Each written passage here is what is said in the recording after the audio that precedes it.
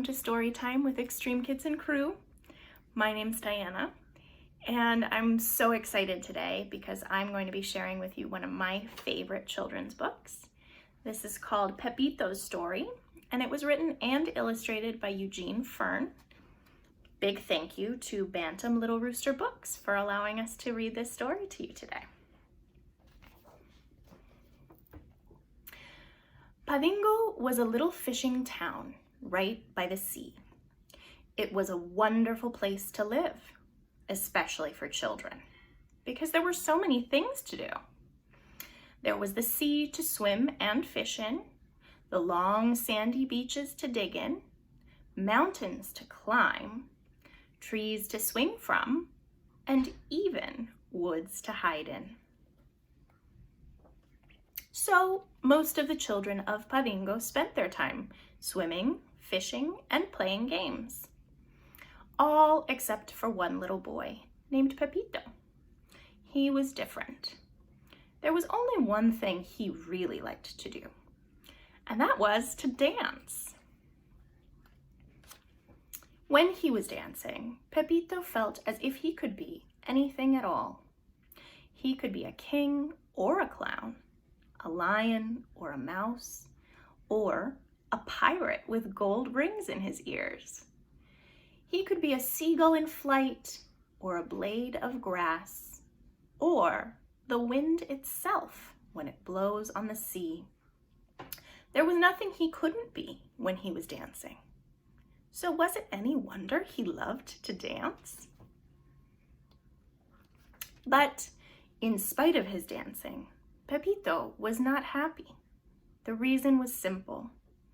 No one would dance with him, and so he was quite lonely.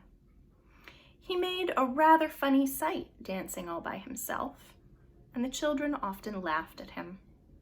This made him feel even worse, though he tried hard not to show it, and sometimes it was easier just to run away and hide in the woods,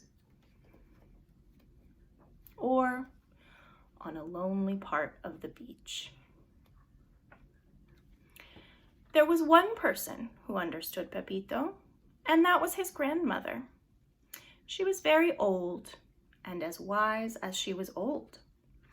When Pepito felt particularly unhappy about being so different from the others and being laughed at, she would take him in her arms and repeat this little rhyme. If every child were like every other, you wouldn't know who was your sister or your brother. And if every flower looked just the same, flower would have to be each flower's name. Pepito didn't know exactly what this meant, but somehow it always made him feel better. High on a hill in Padingo, there lived a very rich man named Don Esquadril, and his only daughter, Estrellita. Besides being a very rich man, Don Esquadril had just been made Lord Mayor of Padingo, and he was very pleased with himself. He thought nothing too good for himself or for Estrellita, whom he loved with all his heart. Now, Don Esquadril was a proud man, and much as he loved his daughter, he decided that it would not do for her to play with the children who lived by the sea and spent their time swimming, fishing, and climbing on the rocks. She was the Lord Mayor's daughter, and much too grand for such companions. And since there was no one good enough to play with her, she played with no one at all. Poor little Estrellita. She had all the dolls and toys a girl could desire, and not a soul to share them with. Sometimes she would stand and look out her window at the sea, remembering the good times she had had playing with the other children, before her father had been made Lord Mayor of Padingo. Day after day went by until she became quite ill, and had to be put to bed. Don Escuadril called in all sorts of doctors, but none of them could tell what the matter was, and so all their remedies failed. The poor child grew thinner and weaker by the day. At last, her father asked if there was anything at all he could do to make her feel better. Estrellita replied, "Yes, father. I would like to see my friends, the children who live by the sea."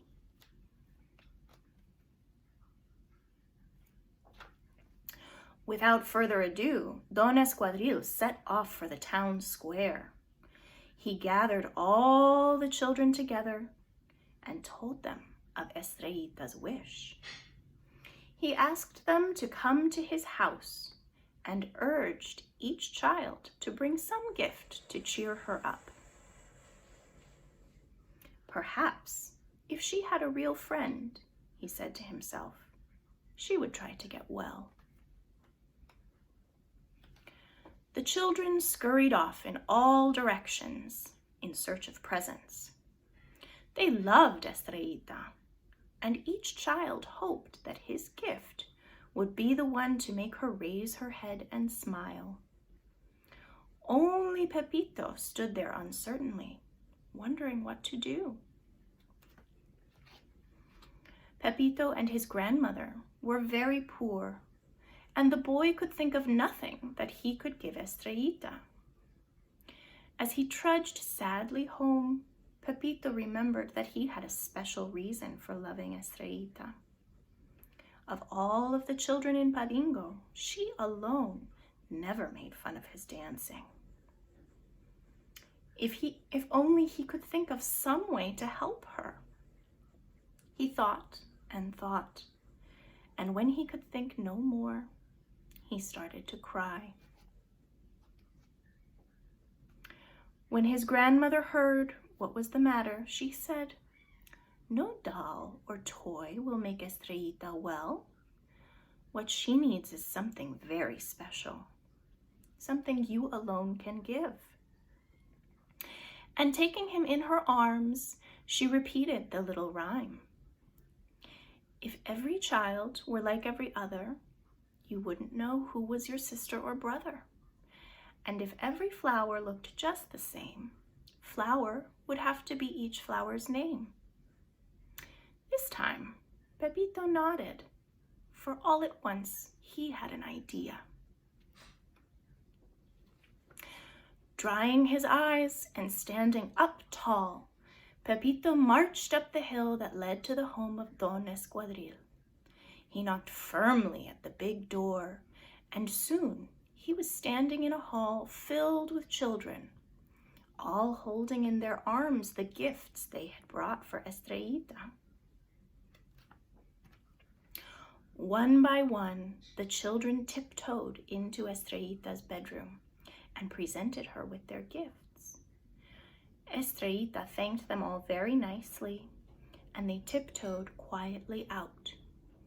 Don Escuadril watched her face hopefully, but it was as sad and as pale as ever.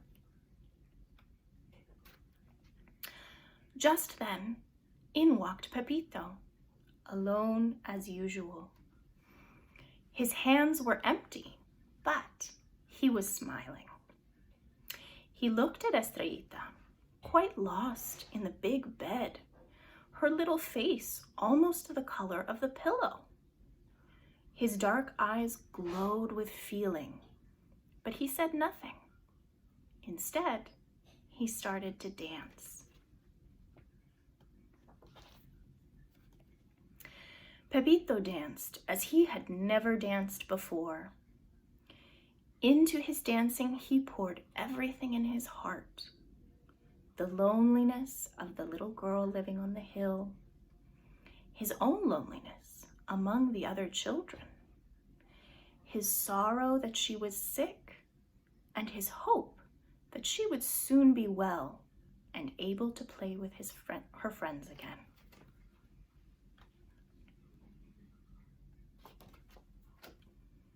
As he danced, a strange thing happened. Estrellita began to smile, at first only with her eyes, but soon it was her whole face. All of a sudden she laughed, clapped her hands, and sat up in bed.